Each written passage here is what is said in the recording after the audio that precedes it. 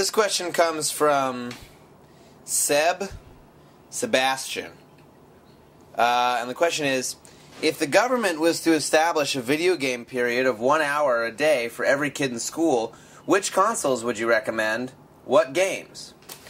Ask GameJew.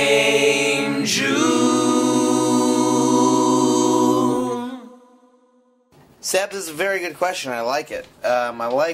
I like where your mind is going. I like how you're thinking. But it's a complicated answer because, so for those of you who are old enough to remember, such as, like I am, we had this thing called Oregon Trail, which was fun. It was kind of just like this little adventure game, and you went around and going out west on this thing, and it was good. Dan, did you get anything out of it? I don't think so. I think it was like a budgeting. Yeah, it was all about like budgeting and like resource management, cutting your losses, that sort of thing. It was fun for the time. I remember, obviously getting to play video games during school was a big plus. I also remember there was this game called, I think it was called like Math Blaster or something like that, which was like a math game / shoot 'em up.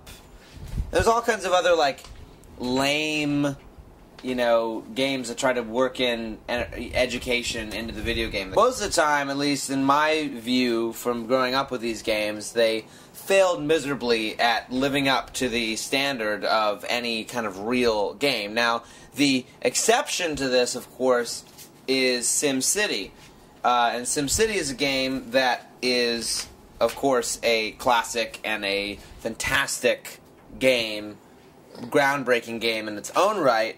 But in addition, it has a lot of value in terms of teaching sort of complex principles about zoning laws and, the way economies work and the way city planning and all that sort of thing. I guess, I would say SimCity is kind of an obvious answer then as to what would be a good game for kids to play.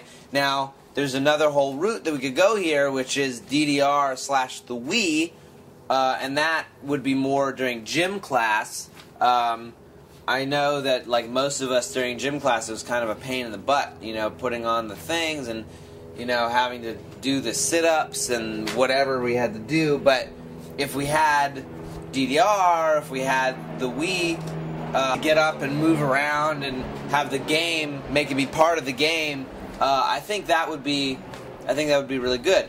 Now, there's another whole thing we can think about here, and that's the brain age, the brain training games, which I actually find quite addictive. I could see, given enough money and resources, getting everybody in the class the DS and having like a daily sort of brain age contest type thing. I don't know if contests are so good in school. I hated contests. I hated any kind of competition. It really upset me.